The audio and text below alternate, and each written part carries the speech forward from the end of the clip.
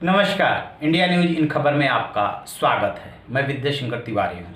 Corona संकट काल में प्रधानमंत्री नरेंद्र मोदी ने जो 20 लाख करोड़ के पैकेज का ऐलान किया था, अब धीरे धीरे वित्त मंत्री निर्मला सीतारमण उसका ब्यौरा दे रही है। आज दूसरा दिन था और बारी किसानों मजदूरों की थी। लिहाजा हम इस एपिसोड में बात करेंगे सिर्फ प्रवासी मजदूरों की, मजदूरों के काम धंधे की, उनके रहने की व्यवस्था की। तो जो उन्होंने सबसे बड़ा ऐलान किया वो ये कि लगभग पूरे देश में 8 करोड़ प्रवासी मजदूर ऐसे हैं जिनके पास राशन कार्ड नहीं है।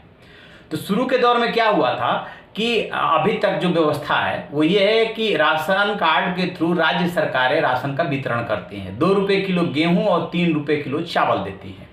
जब कोरोना का संकट शुरू हुआ तो मोदी सरकार ने ये कहा कि पर हेड जो आप 5 किलो अनाज दे रहे थे उसको बढ़ा करके 7 किलो कर दीजिए।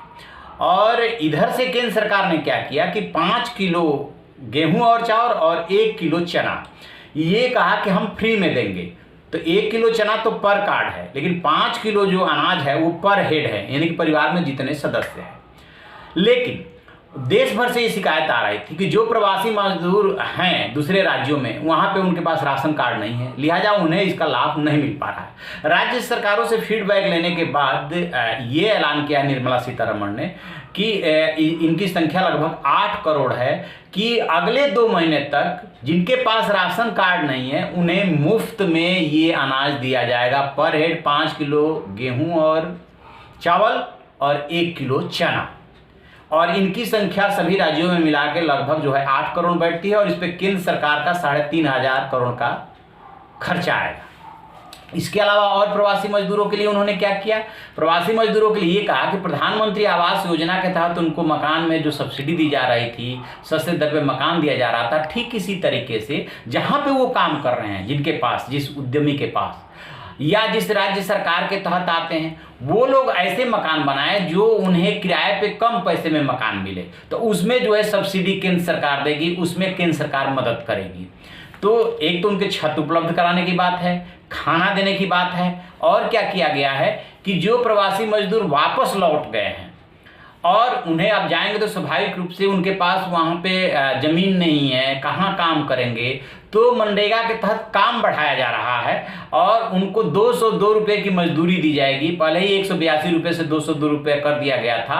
और जैसा कि बताया गया कि इसमें जो है ग्राम पंचायत लेवल पर रजिस्ट्रेशन किया जा रहा है मजदूरों का, उसमें 50% की वृद्धि हुई है। यानी कि जो मजदूर वापस लौट के जा रहे हैं वो वहाँ पर अपना रजिस्ट्रेशन करा रहे हैं काम के लिए। तो मोटा मोटी ये 2-3 चीज़ें हैं जो किया गया है। इसके अलावा मजदूरों को, असंगठित क्षेत्र के मजदूरों को ईएसआई की सुविधा देने की बात है और रात में जो महिलाएं काम करती हैं उनको सुविधा देने की बात है। तो मजदूरों के लिए और भी बहुत सारे किए हैं, लेकिन उसमें है क्या कि जो भी सरकार की ऐसी स्कीम्स होती है ना, उसको टेल तक पहुंचने के लिए, यानी मजदूर के पास पहुंचने में बहुत वक्त लग जाता है, तो तत्काल चाहिए होता है। तो मेन चीज उनके भूखे रहने और छत की है, कहाँ रहेंगे।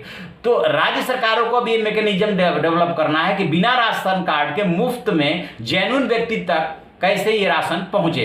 केंद्र सरकार ने इसका ऐलान कर दिया। एक चीज और जो उन्हें लागू करना है कि मोदी सरकार की बहुत दिनों से योजना है कि एक देश एक राशन कार्ड। तो एक देश एक राशन कार्ड में अभी तक जो डेवलपमेंट हुआ है वो 23 राज्य और लगभग 67 करोड़ जो है में जो 80 करोड़ के आसपास राशन दिया जाता है, वहाँ पे ये व्यवस्था हो गई है। और टारगेट है कि अगले साल मार्च तक इसको पूरा लागू कर दिया जाएगा। यानी कि एक देश एक राशन कार्ड। मान लीजिए कोई बिहार का रहने वाला है, उड़ीसा में काम कर रहा है या तमिलनाडु में काम कर रहा है या महाराष्ट्र में काम कर रहा है, तो वो अपना राशन कार्ड किसी भी राशन की दुकान पे ले जा करके राशन ले सकता है। यानी कि राशन कार्ड की एक तरह से पोर्टेबिलिटी हो जाएगी, जैसे कि मोबाइल के नंबर का हुआ था। तो ये बहुत बड़ी सुविधा हो जाएगी। इस पे इनका कहना है कि 67 करोड़ लगभग हम कवर कर लिए हैं और थोड़ा सा रह गया है। तो ये मजदूरों के लिए उन्होंने आज बड़ा ऐलान किया। इस पे हम नजर बनाए हुए, जैसे कोई और अपडेट मिलेगा हम आपको बताएंगे। आप देखते रहिए हमारा डिजिटल चैनल इन खबर। Thank you. इन खबर चैनल को सब्सक्राइब करें और बेल आइकन दबाना ना भूलें।